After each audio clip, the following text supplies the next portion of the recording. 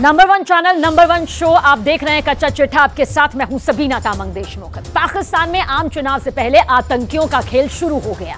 पाकिस्तान के उत्तरी वजीरिस्तान में आतंकियों ने एक चुनावी उम्मीदवार की गोली मारकर हत्या तक कर दी। इस वक्त की बड़ी खबर कच्चा चिट्ठा के जरिए।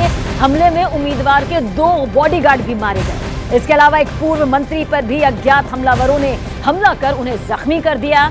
जानकारी दे दें कि 8 फरवरी को पाकिस्तान में आम चुनाव होने हैं और कई आतंकी संगठनों ने लोगों से चुनाव से दूर रहने की धमकी भी यहां पर दी है। आतंकवादी संगठनों ने साफ साफ लफ्जों में सियासी पार्टियों और आम लोगों को धमकी भरे पैगाम भेजे हैं। धमकी इस बात की कि वो चुनाव में बिल्कुल भी हिस्सा ना लें, वरना इसके नतीजे बेहद गंभीर उन्हें भुगतने पड़ सकते हैं।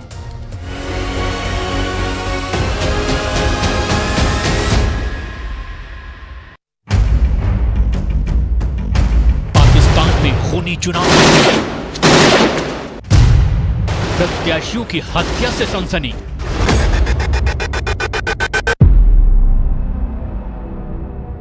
पाकिस्तान में 8 फरवरी को आम चुनाव होने हैं, लेकिन चुनाव पर आतंकी साया मंडरा रहा है। वोटिंग से पहले प्रत्याशियों पर जानलेवा हमले हो रहे हैं। उम्मीदवारों का खून हो रहा है। टारगेट किलिंग चरम पर है। क्या शहबाज शरीफ की जान खतरे में है? क्या मरियम नवाज को मौत के घाट उतारा जा सकता है? क्या बिलावल भुट्टो जरदारी पर जानलेवा हमला होने वाला है? क्या फजलुर रहमान की हत्या की साजिश रची जा रही है?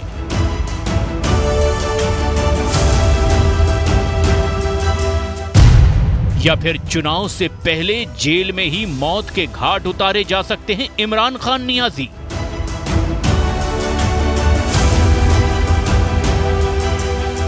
पाकिस्तान का आम चुनाव भी खूनी चुनाव बन गया है। आतंकी संगठन इलेक्शन पर भी अपना कब्जा जमाने में लगे हैं। उम्मीदवारों पर हमले तेज हो गए हैं। खून खराबा बढ़ता जा रहा है। आए दिन किसी न किसी प्रत्याशी की जान जा रही है। पाकिस्तान के आतंकवादी संगठनों ने धमकी दी थी कि यदि राजनेता और आम जनता चुनाव में भाग लेंगे तो उसे इसके गंभीर परिणाम भुगतने होंगे। उनके लिए अच्छा यही होगा कि चुनावी रैलियों और सभाओं से अपनी दूरी बनाकर रखें। अपनी बात को न मानता देखकर आतंकवादी संगठनों ने अपनी कार्रवाई शुरू कर दी। पाकिस्तान में निर्दलीय उम्मीदवार मलिक कलीम डाबर की अज्ञात हमलावरों ने गोली मारकर हत्या कर दी है। मलिक कलीम डाबर उत्तरी वजीरिस्तान जनजातीय जिले से चुनाव में थे। हमले में उनके साथ उनके 2 बॉडीगार्ड भी मारे गए। अज्ञात हमलावरों ने यह हमला उस वक्त किया जब मलिक कलीम डाबर अपने चुनाव प्रचार के लिए डोर टू डोर कैंपेन कर रहे थे। डाबर उत्तरी वजीरिस्तान के एक मशहूर आदिवासी नेता थे। वे खैबर पख्तूनख्वा प्रांतीय विधानसभा चुनाव क्षेत्र संख्या PK 104 से स्वतंत्र उम्मीदवार के तौर पर चुनाव लड़ रहे थे। पुलिस का कहना है कि इस मामले की जांच टारगेट किलिंग के तौर पर की जा रही है। इसके अलावा अज्ञात हमलावरों ने पाकिस्तान मुस्लिम लीग से नेशनल असेंबली के उम्मीदवार असलम बुलेदी पर गोलियां चलाई हैं। इस हमले को बलूचिस्तान के केस जिले में अंजाम दिया गया। इस गोलीबारी में असलम बुलेदी को 2 गोलियां लगी और उन्हें गंभीर हालत में अस्पताल में भर्ती कराया गया। इससे पहले आतंकियों ने पिछले हफ्ते चुनाव लड़ रहे 2 उम्मीदवारों पर भी जानलेवा हमला किया था, लेकिन अपने बुलेट प्रूफ वाहन के कारण उनकी जान बच गई थी।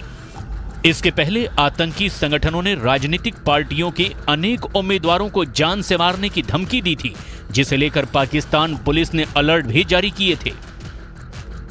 पाकिस्तान में जैसे जैसे चुनाव की सरगर्मी बढ़ती जा रही है, टारगेट किलिंग और खून खराबा भी बढ़ता जा रहा है। हत्या, गोलीबारी, अपहरण, आतंक का साया, फौज की गुंडागर्दी और आतंकियों की खुली धमकी से चुनाव आतंक के साए में हैं।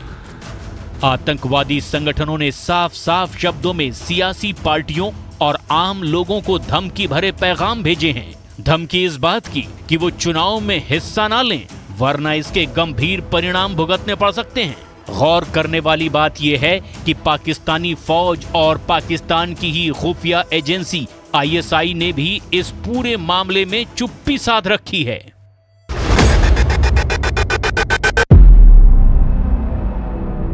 पाकिस्तानी आर्मी और ISI की चुप्पी कई गंभीर और बड़े सवाल यहां पर खड़े कर रही है। क्या वो सवाल है, तफसील से आपको बताते हैं। दरअसल सवाल यह है कि क्या इस खून खराबे के पीछे इमरान खान को जीत को रोकना है। अब किस तरह से इस जीत को रोकने के लिए विरोध में इमरान खान की ये पूरी तस्वीर नजर आती है, वो आपको बताते हैं। देखिए, पाकिस्तान की फौज जो कि पूरी तरह से इमरान खान के खिलाफ यहां पर नजर आती है। कभी ताल्लुकात हुआ करते थे, लेकिन आज बिल्कुल स्थिति उलट है। इसके अलावा ISI ये भी इमरान खान को रोकने में अपनी भूमिका यहां पर निभा रही है या निभा सकती है, क्योंकि इमरान की पार्टी चुनाव में बड़ी जीत यहां पर हासिल कर सकती है। ऐसे में ये सभी जो है मिलजुल कर कहा जा रहा है कि बड़ी बड़ी मुसीबत यहां पर खड़े कर सकते हैं। मौलाना फजलुर रहमान, शरीफ खानदान, भुट्टो कुनबा, आतंकी संगठन, पाकिस्तान की फौज, ISI, ये वो फैक्ट्स हैं जो ये बताते हैं कि इमरान खान को किस तरह से आगे आने के लिए रोका जा सकता है।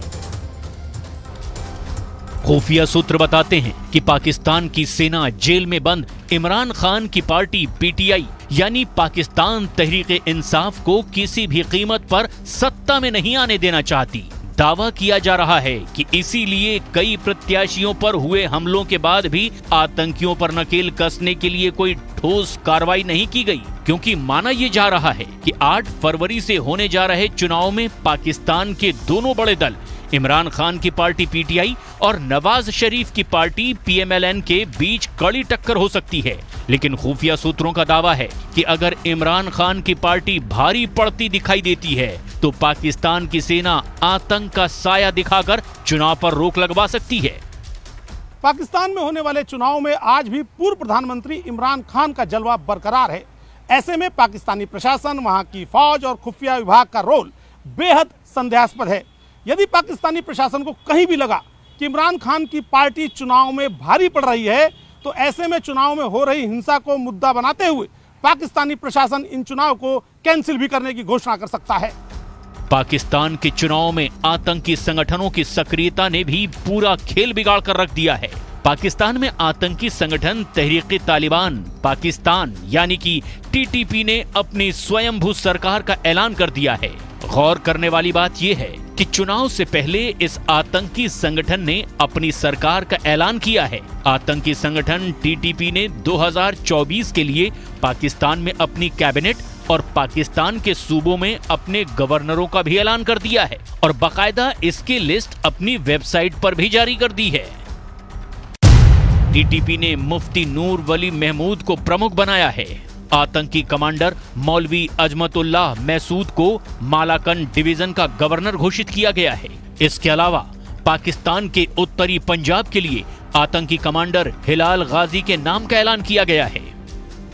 आतंकी संगठन TTP पूरे पाकिस्तान को अफगानिस्तान के तालिबान की तर्ज पर अपना राज्य मानता है और अपने राज्य के अलग अलग इलाकों में वो लगातार अपने मंत्री और गवर्नर नियुक्त करता है। साथ ही तमाम इलाकों में वर्चस्व की लड़ाई में उसके आतंकवादी पाकिस्तानी खुफिया एजेंसी और सुरक्षा बलों पर भारी पड़ते हैं। पाकिस्तान में होने वाले चुनाव में अभी हिंसा के आंकड़े और बढ़ सकते हैं, क्योंकि इन चुनाव में इमरान खान की पार्टी को हराया जाना लगभग खुल्लम खुल्ला तय हो चुका है और अपने मुकाम को पाने के लिए पाकिस्तानी प्रशासन और वहां की फौज किसी भी हद तक जा सकती है। इस बार के चुनाव में आतंकी संगठन खुलकर दहशतगर्दी मचा रहे हैं। पाकिस्तान के चुनावी प्रत्याशियों पर ही हमले कर रहे हैं। अलग अलग पार्टियों के प्रत्याशियों पर जानलेवा हमले बोले जा रहे हैं। आतंकी नेशनल डेमोक्रेटिक मूवमेंट नाम की पार्टी के नेता मोहसिन दावर के काफिले पर गोलियों की बौछार करके पूरे पाकिस्तान में सनसनी मचा चुके हैं।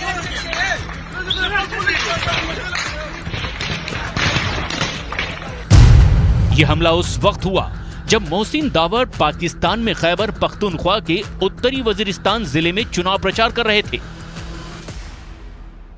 और वो दर्जनों गाड़ियों और सैकड़ों कार्यकर्ताओं के साथ वहां एक गांव में रैली करने जा रहे थे। लेकिन बताया गया कि घात लगाए आतंकियों ने रास्ते में ही उनके काफिले पर जमकर गोलियां बरसाई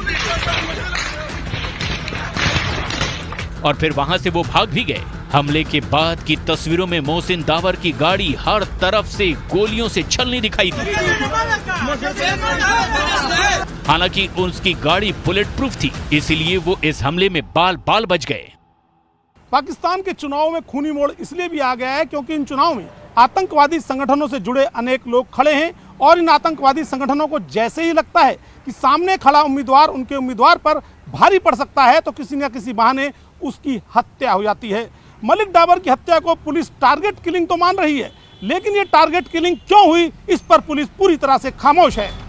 जमीयत उलेमाए इस्लाम फजल के प्रमुख मौलाना फजलुर रहमान के काफिले पर हमला हो चुका है। खैबर पख्तूनख्वा के डेरा इस्माइल खान में फजलुर रहमान पर हमला हुआ। पाकिस्तानी मीडिया के मुताबिक JUIF चीफ के काफिले पर यारिक इंटरचेंज में कई तरफ से गोलियां बरसाई गई। यारिक इंटरचेंज के पास फजलुर रहमान की गाड़ी तेल भराने के लिए रुकी थी और उसी वक्त आतंकियों ने उनके काफिले पर हमला बोल दिया। इस हमले में फजलुर रहमान बाल बाल बचे, उन्हें किसी तरह की चोट नहीं आई। लेकिन चुनाव के दौरान खूनी हमलों ने पाकिस्तान के चुनाव का रक्त चरित्र पूरी दुनिया के सामने ला दिया है।